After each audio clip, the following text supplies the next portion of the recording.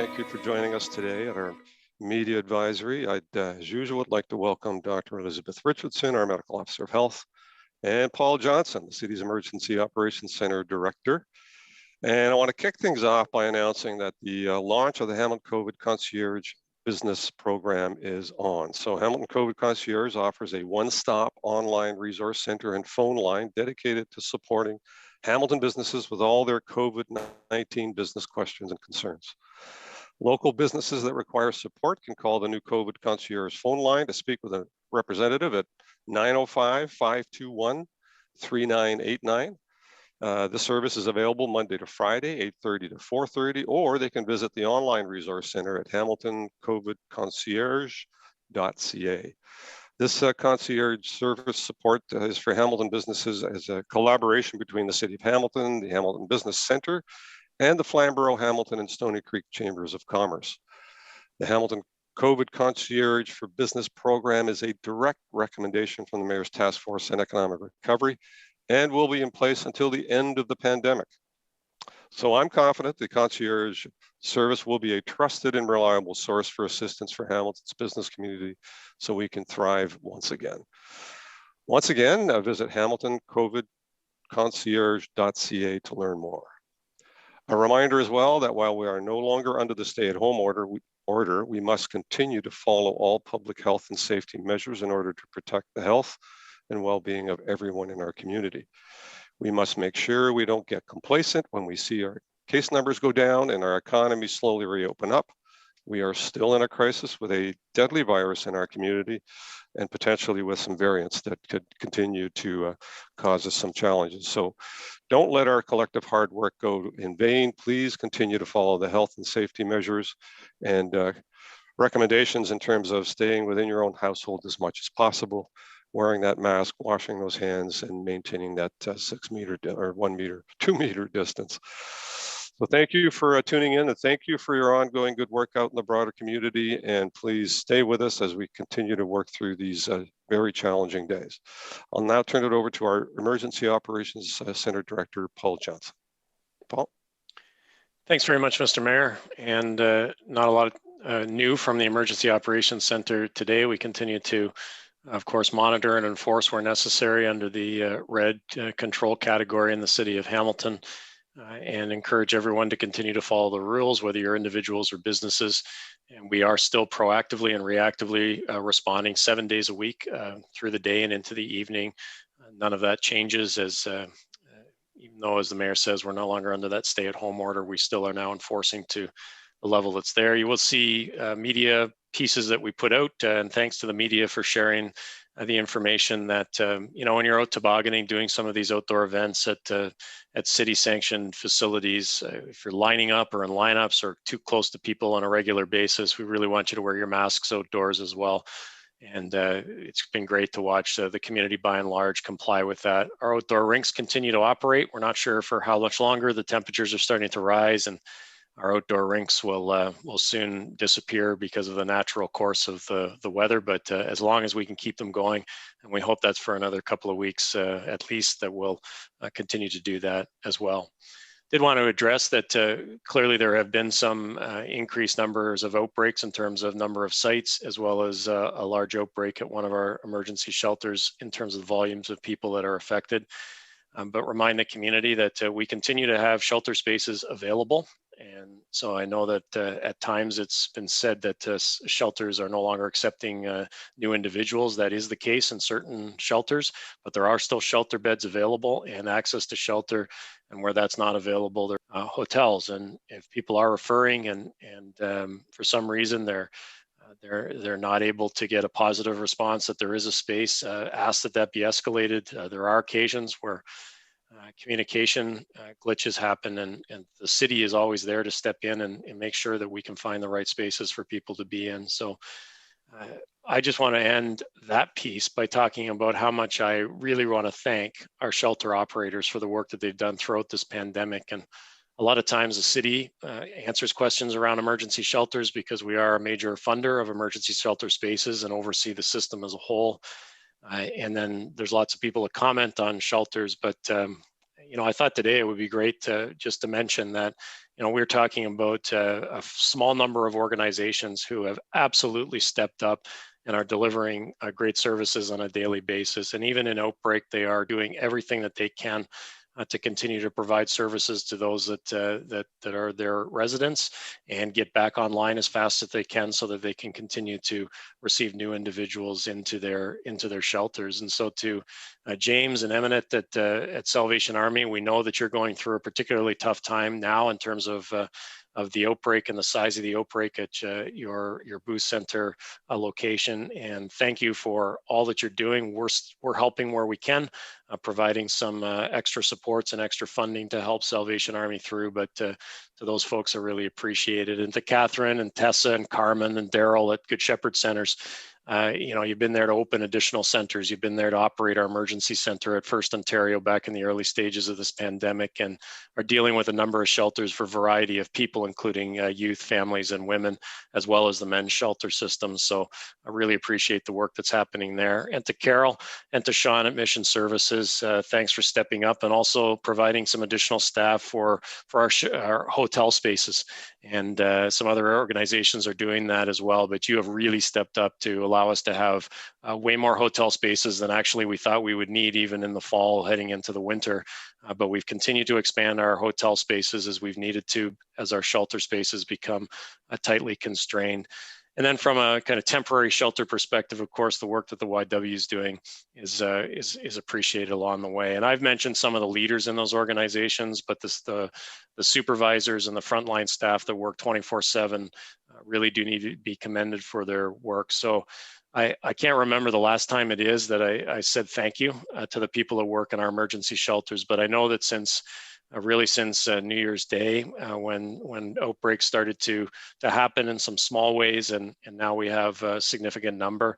And by the way, Hamilton's not unique. In fact, I was on a health call yesterday and over the weekend, actually communicating with folks in Windsor and in the Waterloo area and Niagara, who are all experiencing similar things. These folks that deliver those services on behalf of this community deserve a hearty thank you, and they are true heroes alongside all of those that provide frontline service. So wanted to mention that, particularly with what shelters are going through at the moment. Thanks, and with that, turn things over to Dr. Richardson. Thanks very much, Paul. So going to give some updates on our stats and go through the vaccine pieces and a few other things as well. So 10,205 cases total in Hamilton as of today, which is 38 new cases compared to yesterday. 356 active cases, 279 deaths, and that includes one new death that was reported today.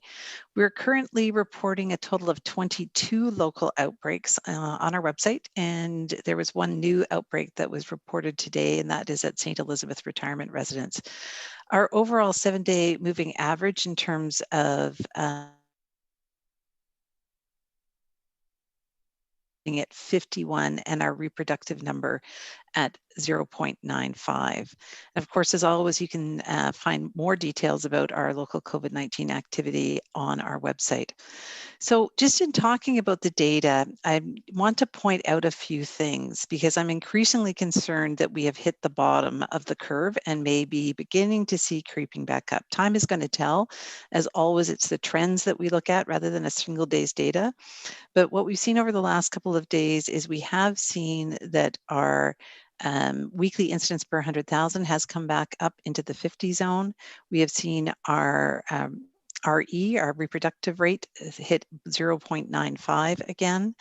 And we have seen an increased number of outbreaks. So it's very much something that we are concerned about. And it may be that we're at another critical point in this pandemic. So while things may have opened up a little bit as of last week, we have also had the COVID-19 variant detected or confirmed to have been detected locally. And so I cannot stress enough how important it is that we not let our guards down at this point. It is absolutely vital that members of the public, even those who have been vaccinated, continue to practice public health measures until it is safe and said to be safe by the health professionals in all levels of government. So of course, I'll go back. These include staying home if you feel unwell, getting tested for COVID-19 if you have any symptoms that are related to COVID-19 or have been in close contact with a confirmed positive case of COVID-19, limiting gatherings to only the members of your immediate household, maintaining that physical distance of 6 feet, wearing a mask or face covering indoors and outdoors as well when you're not able to maintain physical distancing, and of course, washing your hands. I did mention as well the COVID variant of concern, the variants of concern. And we of course identified locally the B117 variant. So just a reminder, we have had revisions in our management of all COVID-19 cases. So because we don't find out about whether it's a variant of concern or not, but we do of course know it's been transmitting both in Hamilton and elsewhere in Ontario. We do this with every case of COVID-19 when they're identified to us. So all identified close contacts are managed, and there's an increased sensitivity, if you will, in identifying those close contacts of cases. So if there's any suspicion about the exposure, they will be designated as close and require a 14-day quarantine following their contact with the case. We are asking that all close contacts immediately get tested, whether they are symptomatic or not. So that was a change from what we had recommended previously, but these are all stepping up the measures in the face of the variants of concern. We are also testing all those close contacts again around day 10 of their 14-day quarantine period again, regardless of whether or not they got symptomatic. If they were to become symptomatic in the meantime, they should also get tested at that point. New for this is as well that all household members of a close contact of a positive case will be asked to quarantine for 14 days unless it's absolutely essential to leave the home. And if that close positive contact does develop symptoms, all of their close contacts will be directed to quarantine until the test result has come back negative. The other thing I want to speak to is about how we've been reporting on the variants of concern. So we've been pointing residents to the Public Health Ontario webpage for updates on the number of confirmed positive cases containing a variant.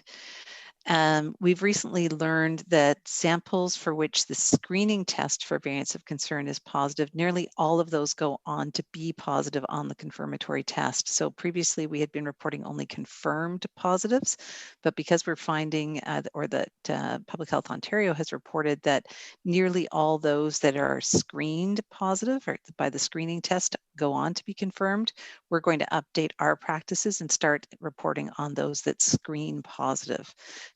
This makes sure people get the information in a timely way because it does take an additional week to 2 weeks to do the whole genome sequencing to confirm that positive. So you can see we're fairly far down the line by the time we have that information. And so we think people need to understand that earlier to be able to understand what is going on with the epidemiology.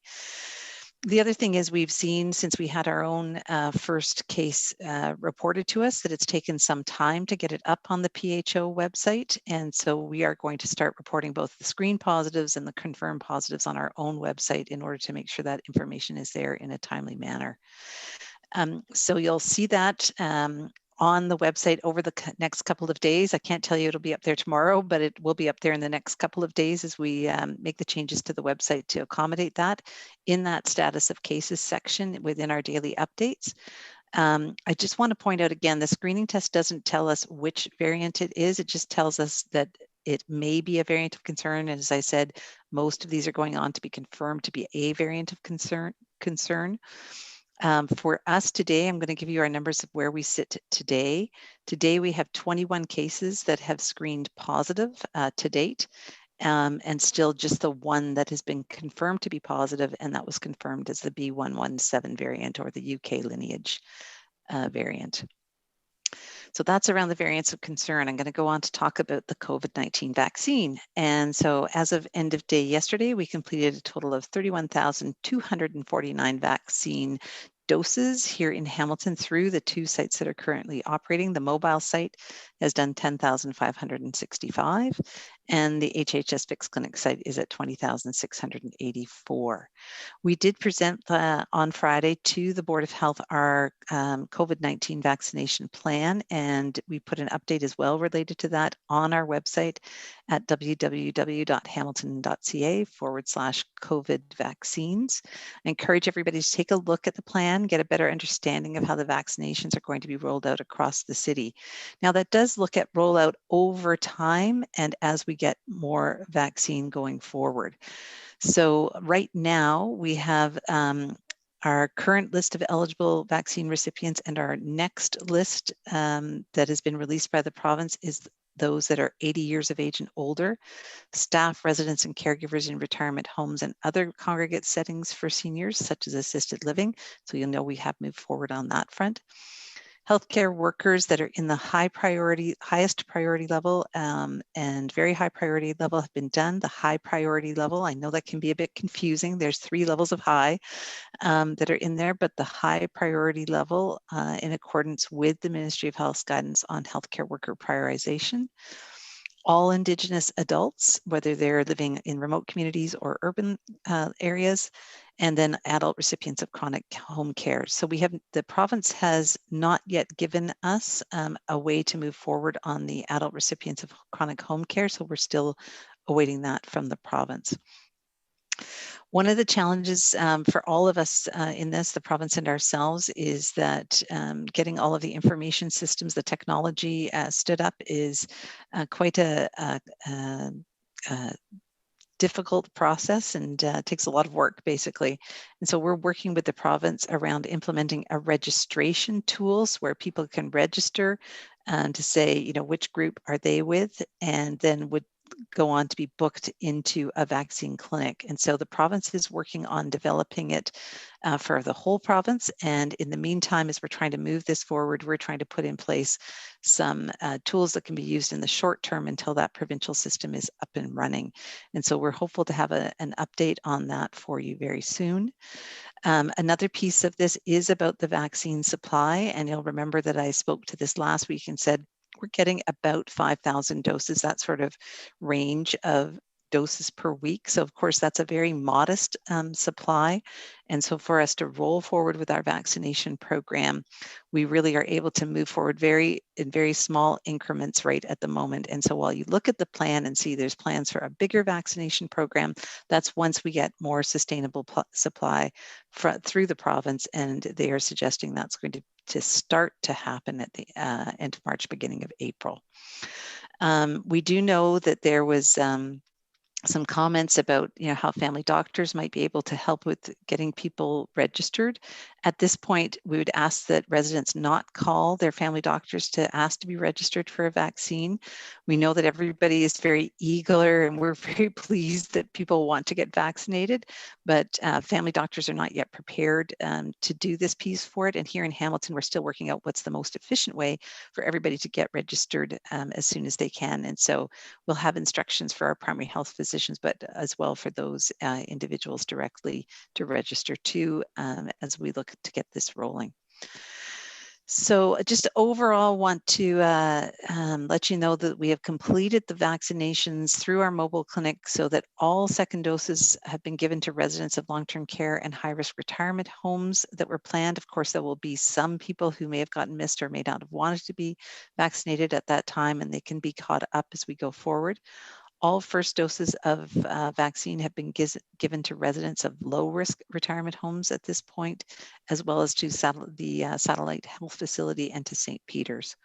And this week, we are working our way through the remainder of the ALC patients, the alternative level of care patients who are waiting for a spot in long-term care. The HHS fixed site clinic is continuing to complete the second doses for healthcare workers, essential caregivers, and long-term care and high-risk retirement home staff. And as we wait for more supply and move forward this week on Friday, the projections show that those dosage timelines of staying within the 42 days for our healthcare colleagues who are getting vaccinated at the moment, that we'll be able to meet those dosage timelines. So that is good news. So with that, Mr. Mayor, I will turn it back to you. Thank you very much, Doctor. It's quite a slew of information. I'm sure there'll be some questions associated with that. So we'll look to the Dr. Richardson question period coming up shortly. And as well as this briefing, we do want to continue to remind people that mental health and being well and having challenges through this pandemic is an important topic that we don't want to forget about. So if you're having challenges, it's okay not to be okay. So feel free to call COAST at 905-972-8338 or the Kids Help phone line at 1-800-668-6868. You can also visit our website, which has a number of agencies and partner organizations on it, which can help, hamilton.ca/COVID mental health. There continues to be light at the end of the tunnel. We're closer to the end of this pandemic than we are at the beginning, but we have very, very much more work to do. And thank you all for that continued hard work in our broader community. We know that it's difficult. It causes a lot of anxiety and lots of people. I think we all feel it to a degree, and certainly some impatience, but we need to stay together and stay focused on ensuring that we can get to these vaccines, which is going to go a long way to having helped some already, and will go a long way to helping more once that supply is available to the general populace. So stay tuned, and we will do our level best to get this out to you as quickly as we get it. With that, I'm going to hand it over to Jasmine for the Dr. Elizabeth question period. Thank you, Mr. Mayor. We'll start with questions from Kate McCullough from the Hamilton Spectator. Kate, you can go ahead. Hi, everyone. Thanks very much for taking my questions today. The first is surprise for Dr. Richardson. I wanted to ask last week, so the second week back to school, there were more than 40 cases reported and 3 outbreaks declared, and then a 4th outbreak was declared today. I just wonder if you could comment on how significant this is, and does it mean that more needs to be done to reduce in-school transmission? Thanks, Kate. In terms of what we're seeing in the schools, we, as I've talked about, both in the first wave of the pandemic and this wave, as we opened up the schools, we definitely expect to see cases occurring in the schools. There are going to be instances where there is transmission that happens within a school, and the key piece is to keep these absolutely to a minimum as we go forward. And so it is when we looked back at some of the information we had from the before Christmas period to the before holidays period, we know that most of the transmission was still happening in the homes, although there was some transmission that was happening as well between students and staff. That was certainly happening. But as we go forward and look at this, it's why whether we're talking about out in the community and reducing transmission as much as possible and keeping case rates low, that is really critical to keep COVID-19 as much as possible out of our schools. And then in the school environment, making sure the enhanced PPE provisions, that students are following those, wearing the masks, doing those elements of it. The screening piece that has been put in place is really important. And we know the province is changing their changed their screening guidance to make it so that you'd be more likely to screen in with only one symptom being required. And then as well on the staff perspective, both that screening, the wearing of masks and PPE, and also what they're doing during break times to and from school, all of those times are really critically important. So not really something different that we need to do in terms of an added measure, but making sure, as we've talked about before, that those are followed, all the time is really important to do. Thanks. And my second question is also for you, Dr. Richardson. Can you provide any further information about the outbreak at St. Teresa of Avila last week, which is listed as having 8 cases, while other recent outbreaks have just 2 or 3 related cases? Do we know why there were so many cases? And are there any suspected or confirmed cases of new variants related to this outbreak?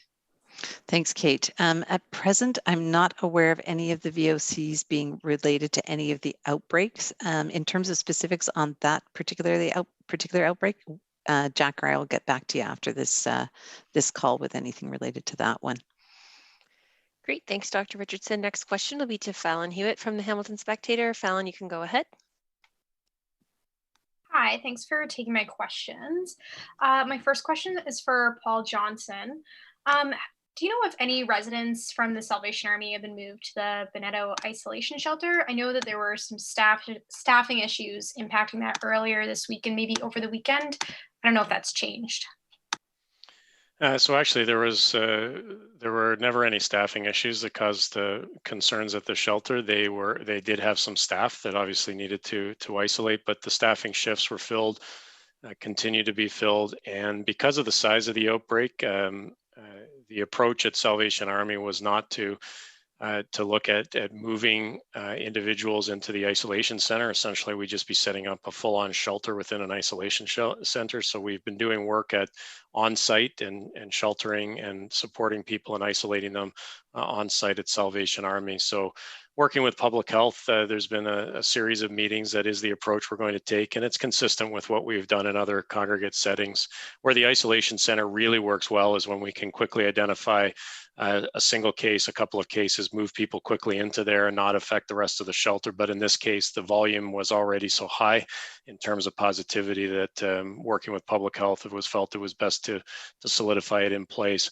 What we did as a city to also help with staffing is things like arrange for catered food to be brought in, so people are having food delivered to them in their rooms, the areas where they're staying, and that has allowed Salvation Army to redeploy some staff instead of having to do all the kitchen prep that they would normally do on a daily basis. They're available to support the various elements of work that need to go on there. So as of today, and there was a meeting earlier on today, staffing continues to be, it's always tight in shelters. It's the same story in long-term care, retirement homes. None of these places were overstaffed heading into this pandemic. So it's tight, but there's not been situations where staffing has got to a level where we've had to step in with additional staff or think about decanting Salvation Army. Last thing I'll say is we've also supported with some on-site security, which again helps with encouraging people to stay isolated and in areas where they're not congregating together.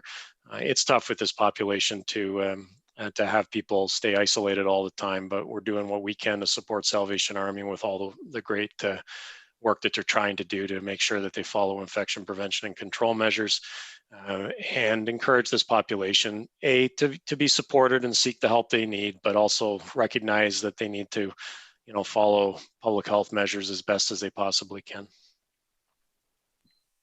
Thank you. And then my second question is for Dr. Richardson, and it's about asymptomatic testing in schools.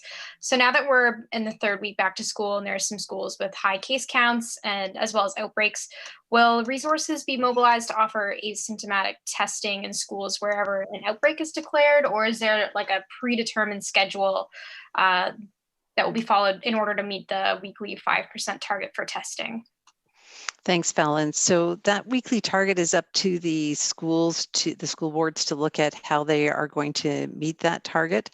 Certainly there are circumstances in which we do look at additional testing that we would consider it. So for example, if we were concerned that there were a number of cases that didn't seem to be any relationship between them and they didn't have any explanation for why they were happening, that they'd been in contact with other cases at home or that sort of thing, that would be a circumstance where from a public health perspective, we would be looking at doing more screening of asymptomatic individuals. For anybody who's a close contact, we already require them to get tested, and it wouldn't be through this program. It would be through the testing and assessment centers using a different kind of test than this program uses. And it's really important that it happen through that route. So we are supporting the schools as they make decisions about how they're going to meet those testing targets, just giving them information about what we do see with the epidemiology of COVID in terms of what they might want to do. But the full program is really something the school boards are responsible for, and the resources to do it are something that the Ministry of Education has put in place. They've hired vendors to do that. Thanks, Dr. Richardson. Next question, I believe, is to Phil Perkins from CHCH. Phil, if that's you, you can go ahead. Hi there. Can you guys hear me? We can, yes. Thank you. Right. So it seems like Halton has released, I think, 4 vaccination sites once, I guess, they get enough vaccines to start their plan. Hamilton hasn't yet. I understand, they have the main location and they have the mobile unit. Are there going to be more that are going to be announced at a later date? Hi, Phil. So we've announced 3 at this point. So we have announced the HHS site and the St. Joseph's Hospital site on the mountain, as well as the mobile sites that we are doing at the current time. As you'll see in the plan, there is and in the presentation, there's sort of provisions for providing different kinds of sites, and exactly which ones we open up is going to be dependent on the flow of vaccine that we get. We do know at some point pharmacies as well are going to come online with being some type of vaccine provider, but it's not clear yet that we have a vaccine that is amenable to be used in those sorts of situations. So we are, that's the way it's rolling out at this point. And as we have more information and more vaccine, which is the critical component, then we'll be able to announce more sites. Right. And also on the plan site, it mentions in like the preamble, while COVID-19 vaccines will be offered to everyone who wants one by the end of 2021, the Prime Minister is saying everyone who wants one will get one by September. So is there just like a miscommunication, or do you know something we don't know? So I think, Phil, it really comes down to, what we're seeing with the vaccine rollout and where we're at. And so we're understanding we're going to have more vaccine as we get into April.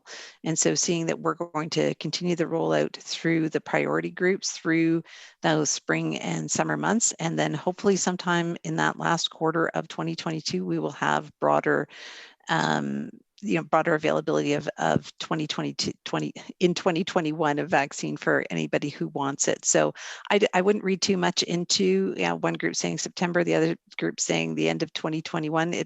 Basically, it's all going to come down to when the vaccine supply comes, and people can understand and see the phasing, and they can see from our site where it is that we understand the phasing to be from the provincial government, which is of course who we're working with.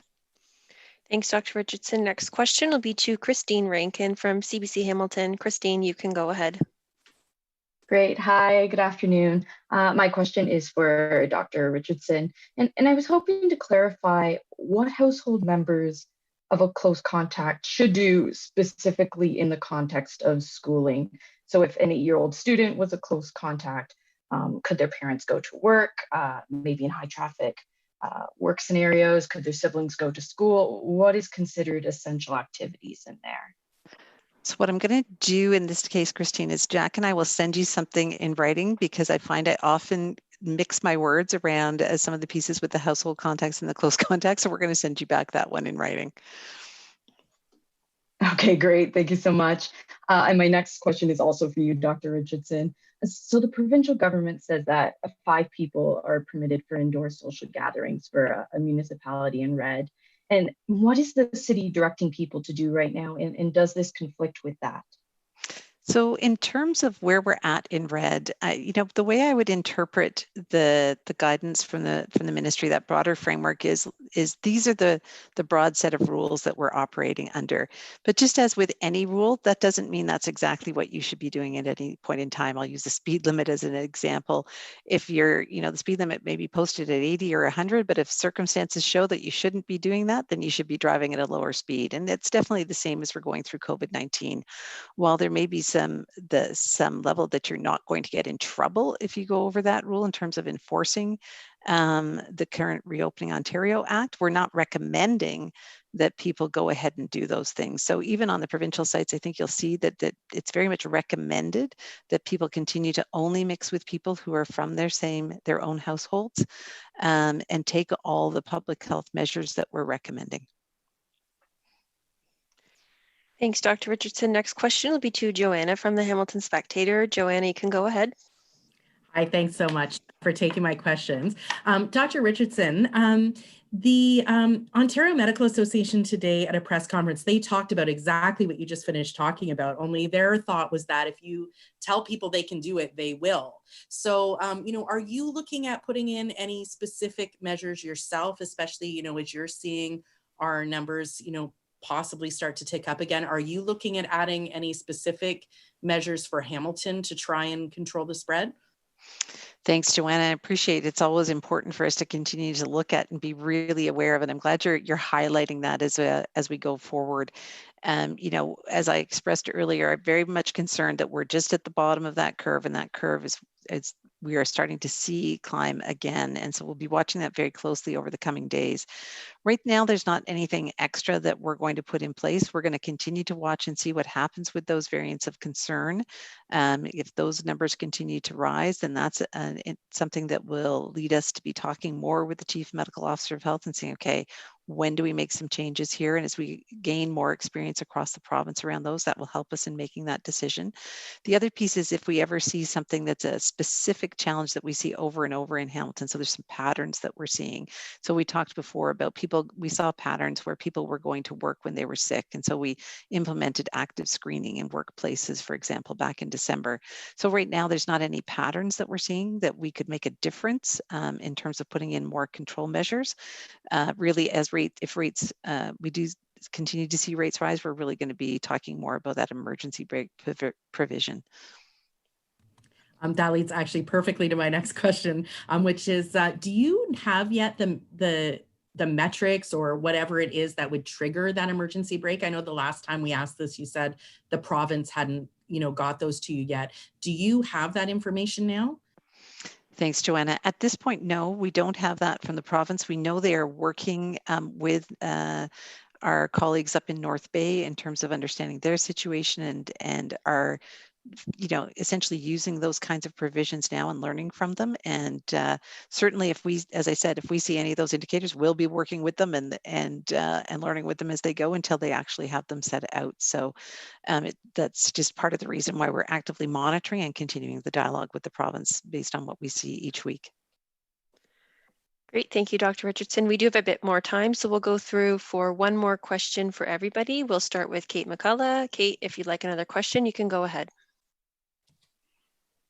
Thanks very much for the additional question today. I just wanted to follow up on Fallon's question about asymptomatic testing. I just wonder that there are currently 4 schools in outbreak, one of which offered rapid tests last weekend, as well as PCR from my understanding from the school.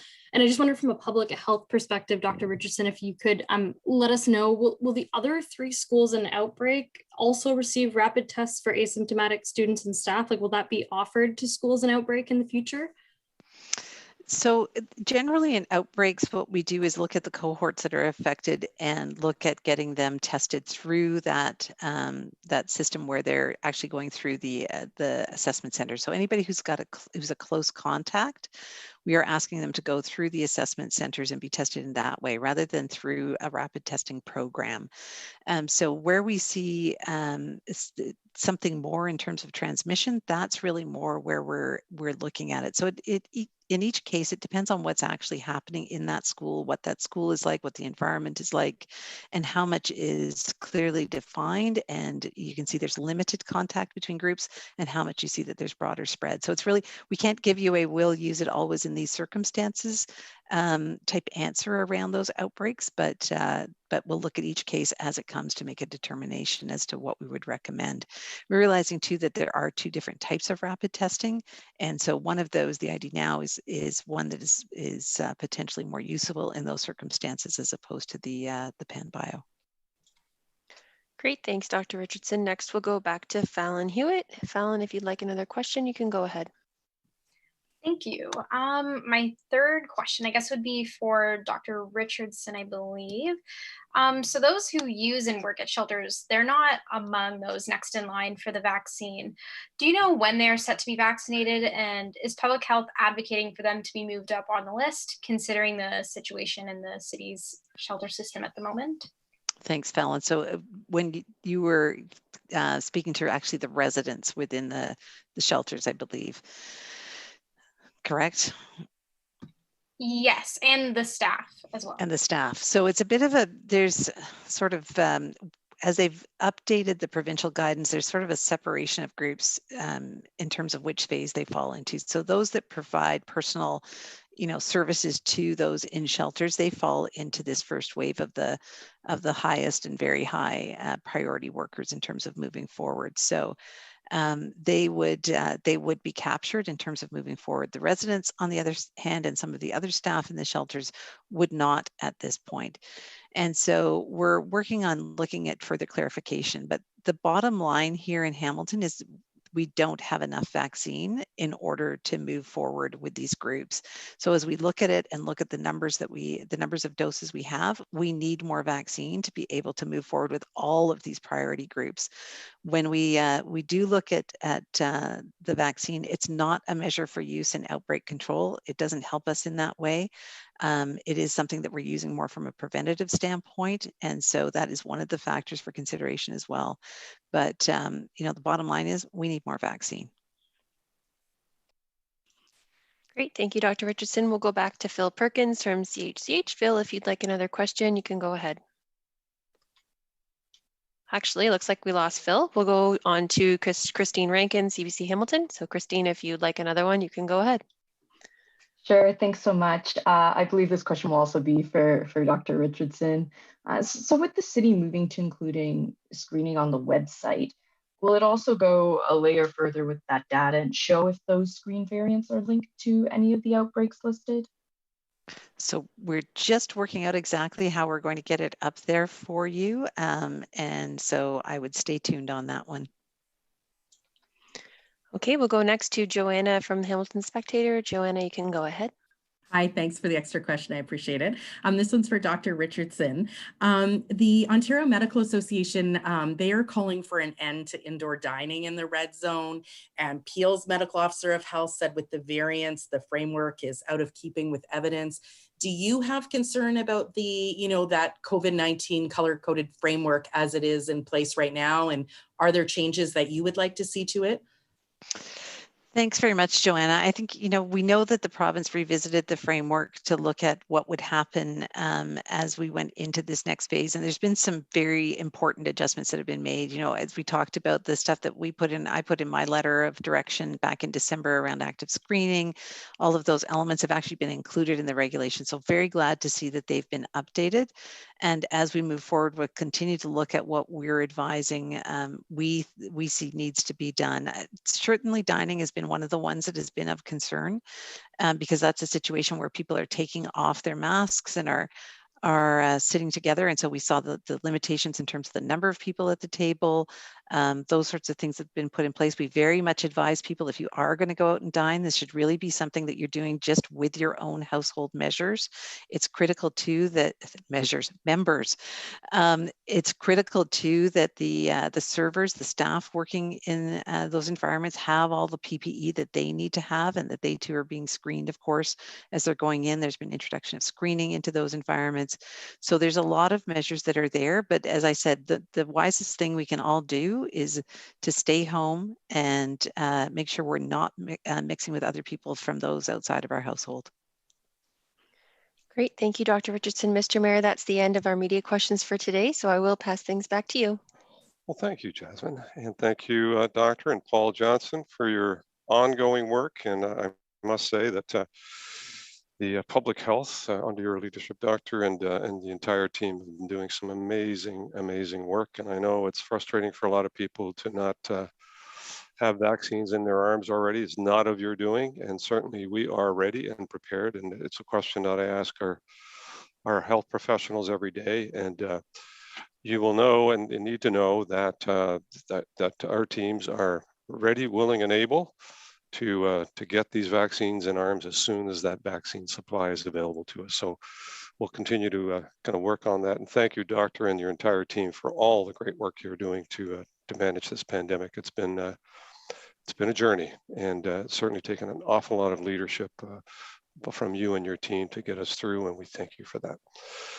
Bill Custers, we thank you as well, and the Clare Cable team, Cable 14, and everyone else that's worked on making these media advisories a smooth broadcast. And if you need additional information on COVID-19, you can always go to hamilton.ca/coronavirus.